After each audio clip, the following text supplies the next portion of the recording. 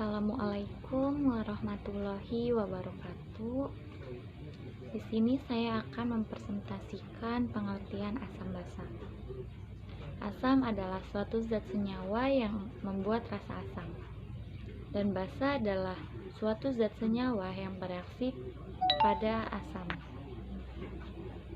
Menghasilkan suatu senyawa disebut sebagai asam jika basa adalah zat-zat yang bisa menetralkan rasa asam. Secara kimia, asam dan basa saling berlawanan atau beradu. Sifat pada basa umumnya dilihatkan pada rasa pahit dan licin. Asam dan basa sangat erat sekali pada kehidupan kita. Pada tubuh manusia, di dalamnya terdapat keseimbangan asam basa dalam beradaptasi dan menjaga fungsi dalam tubuh dengan baik. Contohnya seperti asam lambung yang bisa membunuh mikroorganisme yang berasal dari makanan yang kita konsumsi. Jika pada kehidupan sehari-hari, contoh asam basa yaitu asam cuka, minuman bersoda, jeruk, aksi bersifat asam, tetapi untuk sabun dan bahan pupuk lainnya disebut sebagai basa. Dan teori asam basa. Teori ini dikemukakan oleh beberapa ilmuwan, salah satunya teori Arrhenius, yang menyatakan bahwa asam merupakan sifat yang mana pada suatu senyawa akan dapat melepas ion hidrogen atau H+ jika diuraikan ke dalam air. Jika basa adalah sifat yang mana suatu senyawa yang bisa melepas ion hidroksida atau OH- jika diuraikan juga ke dalam air. Reaksi asam basa merupakan reaksi yang membentuk H2O pada ion-ion H+ dan OH-. Dan indikator asam basa adalah suatu senyawa yang ditambahkan kepada larutan tujuannya untuk mengetahui kisaran pH pada larutan tersebut.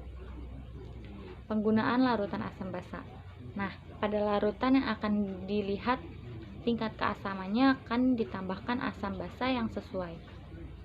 Lalu akan dilakukan titrasi. Perubahan pH akan diketahui pada perubahan warna larutan yang di dalamnya terdapat indikator. Pada perubahan warna sesuai pada kisaran pH dengan indikatornya. Reaksi asam basa. Reaksi asam basa atau reaksi penetralan merupakan reaksi zat yang melepaskan ion H+ dan basa adalah zat yang melepaskan ion OH-. Kemudian akan membentuk air H2O yang sifatnya netral. Nah, asam dibagi menjadi dua. Yang pertama, asam kuat atau asam klorida, merupakan zat yang dilarutkan ke dalam air menurut persamaan HCl, H2O, H3O plus Cl, yaitu semua molekul pada HCl akan memberi salah satu ion hidrogen pada larutan. Yang kedua, asam lemah atau asam asetrat, hanya dilarutkan sebagian saja ke dalam air menurut persamaan HCH3O dan H2O H3O plus CH3O-. Pada asam lemah tingginya larutan biasanya kurang dari 1%, yakni hanya 1 pada 100 molekul asam asetat yang terlarut. Sisanya yang tertinggal berupa molekul HCH3O pada larutan. Basa juga dibagi menjadi dua. Basa kuat, contohnya natrium hidroksida dilarutkan ke dalam air menurut persamaan NaOH dan Na plus NOH-. Basa lemah, contohnya larutan amoniak, hanya sebagian yang terlarut ke dalam air menurut persamaan NH3 plus H2O, NH4 plus, dan OH-.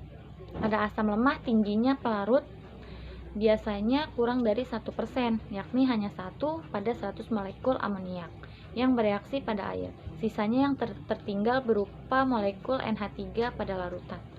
Sekian dari saya. Wassalamualaikum warahmatullahi wabarakatuh.